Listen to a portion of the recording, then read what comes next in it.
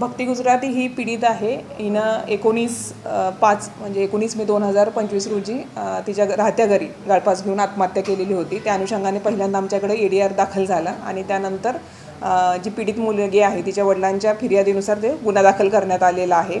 Gangapur police station गुन्हा register number 123/2025 भारतीय न्याय संहिता कलम 108 म्हणजे जुनं 306, 115(2), 352, 3(5) अशा प्रकारे गुन्हा दाखल करण्यात आलेला आहे. ह्याच्यामधून जे काही तिचा पती जो होता अथर्व गुजराती, सासरे योगेश गुजराती आणि त्यांची सासूबाई जे आहे मधुरा गुजराती, या तिघांना काल रात्री 12-12:30 दरम्यान आम्ही गुजरात बॉर्डरवरून ताब्यात घेतलेलं होतं. आम्ही सकाळी त्यांना अरेस्ट दाखवलेलं आहे गंगापूर पोलीस स्टेशन मध्ये आणि आज रोजी कोर्टामध्ये प्रोड्यूस केले असता तिघा जणांनाही म्हणजे सासू सासरे आणि नवरा ह्या तिघांनाही 2 दिवसाचा PCR दिलेला आहे.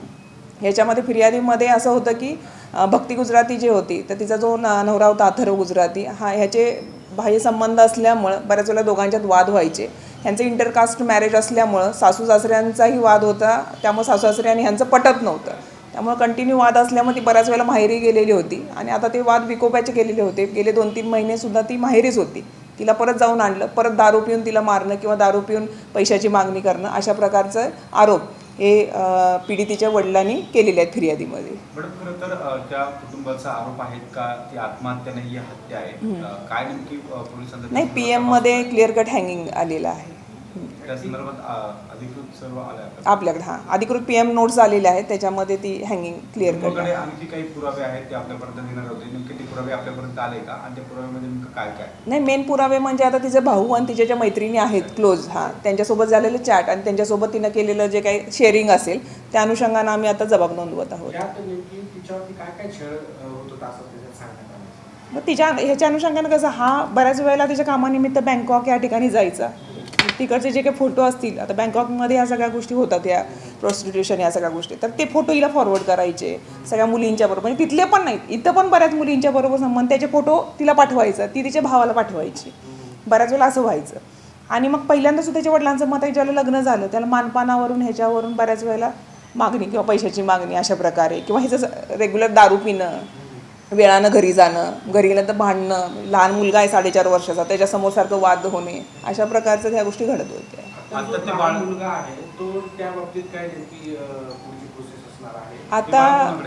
आता त्या संदर्भात अर्ज केला होता यांनी की बाबा ही आमच्याकडे ह्याच्यात आरोपीच्या वतीने की आम्हाला त्याची कस्टडी मिळावी, परंतु सध्याचं जे MFC कोर्ट आहे तर त्याला तो अधिकार नाही आहे की बाबा बाळाची कस्टडी कुणाला देणं. तर त्यांनी सांगितलं की मी रद्द करतोय, फक्त तुम्ही म्युच्युअलमध्ये ठरवून घ्या. तर आता असं ठरलेलं आहे की 10वी आणि 12वी होईपर्यंत तो मुलगा त्याच्या आजोळी जाईल आणि त्यानंतर त्याच्या आत्याकडे जाईल आणि निश्चित फॉरवर्ड म्हणजे त्यानंतरच्या काळामध्ये ज्या त्या कोर्टाला अधिकार आहे त्या कोर्टासमोर तो निर्णय होऊन जाईल. हे आरोपी आपण काल पकडले आहे, कुठे होते, कोणाच्या इथे होते, कसे? नाही, गुजरातमध्ये सापुताराच्या पुढे एका गावामध्ये रेस्ट हाऊसमध्ये होते ते.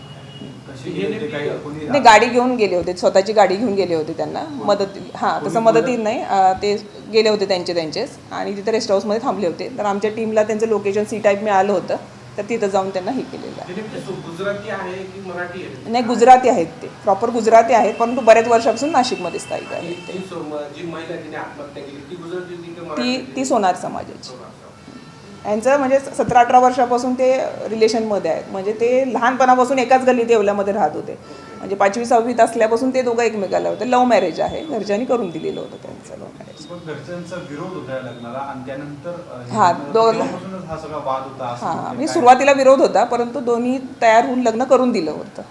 त्या आत्महत्या झालेल्या महिलेच्या पतीला अथर्व गुजरातीला काही घरून असं सांगितलं होतं की हिला सोडून द्या, दुसरं लग्न करतो वगैरे असं, त्यामुळे या महिलेचा छळ होत होता, असं काही आलं? अजून तरी तसं तपासात काही निष्पन्न झालेलं नाही. आता आज अरेस्ट झालेले आहेत. 2 दिवसाच्या तपासात तसं काय असेल तर आम्हाला कळून जाईल.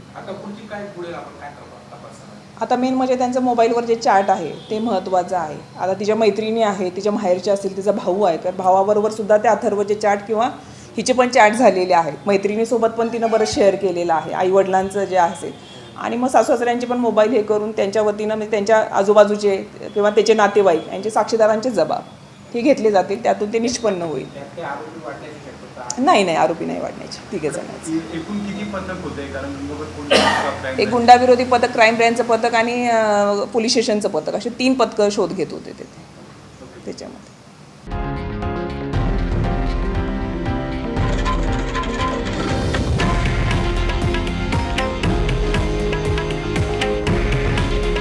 हे आहे देशातील नंबर 1 न्यूज नेटवर्क आणि आपण पाहत आहात TV9 मराठी.